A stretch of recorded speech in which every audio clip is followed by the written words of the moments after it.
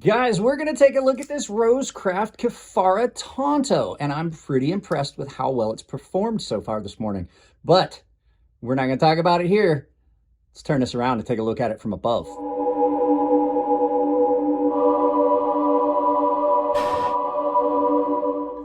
So today, like I said in the intro, we're going to take a look first day at this Kifara by Rosecraft Blades. This thing is a lot of fun. I'm digging it.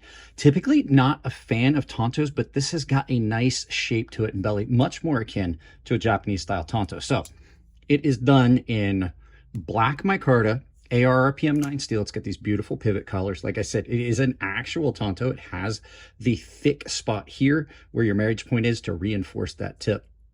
So ARPM 9 in a stone wash.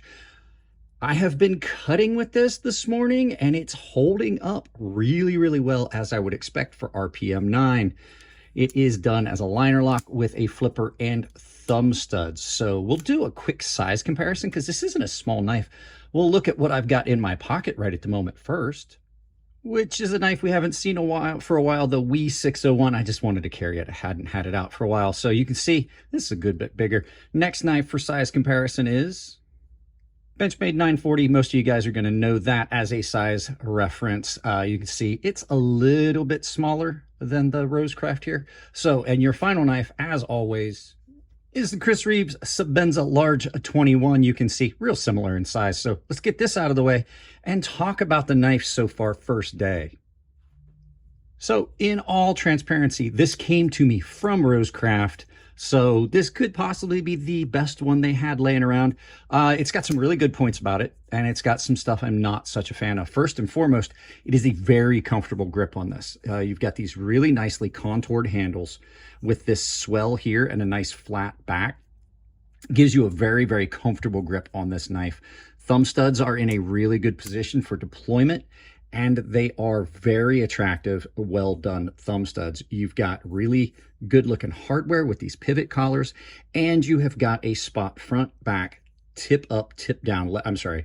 Tip up, tip down, and left or right hand carry on this knife. So the blade itself is ground really well. It comes down decently thin, even though this is a little thicker behind the, back here in the grind. The transition was done really well into a very acute edge. That's one of the things about ARPM 9. It seems to take an edge from the factory that is just really, really aggressive.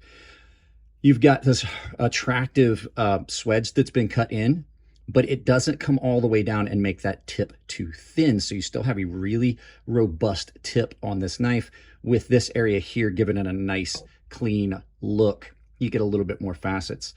The transition here was done really well. You've got a very clean, even from side to side transition and marriage point on both of those grinds, the primary and the forward, giving you a nice secondary point. On a Tanto, that's something that breaks the surface tension. It gives you an area that pierces into material so you can get a deeper cut. A lot of times really sought after in a self-defense style thing. Next thing, pocket clip on it.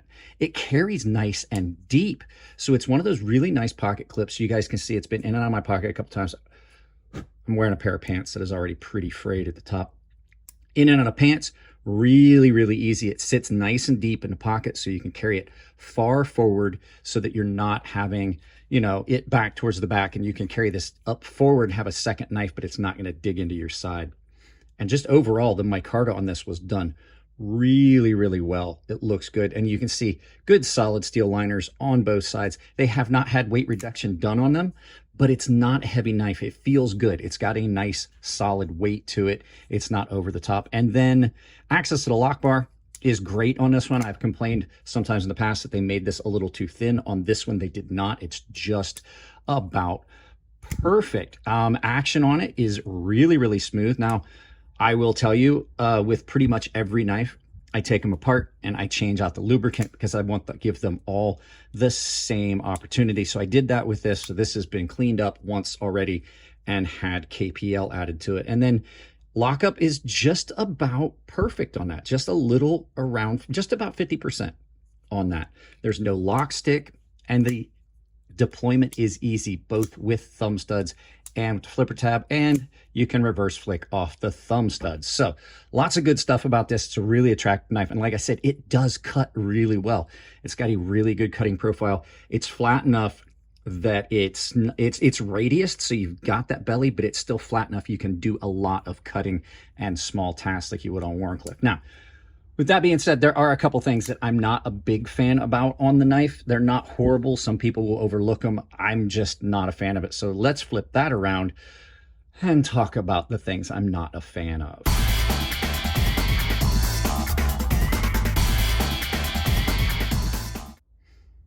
So you can reverse flick off of this, but I have to say, this is one of those ones I have to get my fingernail up under. It's not as easy to access from the other side, like with my middle finger to deploy it. I can do it like with the pad of my finger, but it just doesn't have the snap. It's kind of close right in here to try and get in, especially if you got big fingers.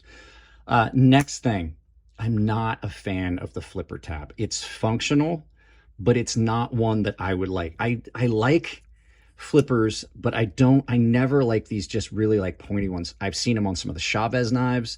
I'm not a fan of that style flipper. It is functional. It's really good, and it does turn into a finger guard, but I'm not such a big fan of it. It didn't bother me when I did the unboxing, but I don't like it now as much. Next thing, these are nice to have that option, but do you see how deep that is in it? If you've got this like in a pinch grip, you can definitely feel those little spots there.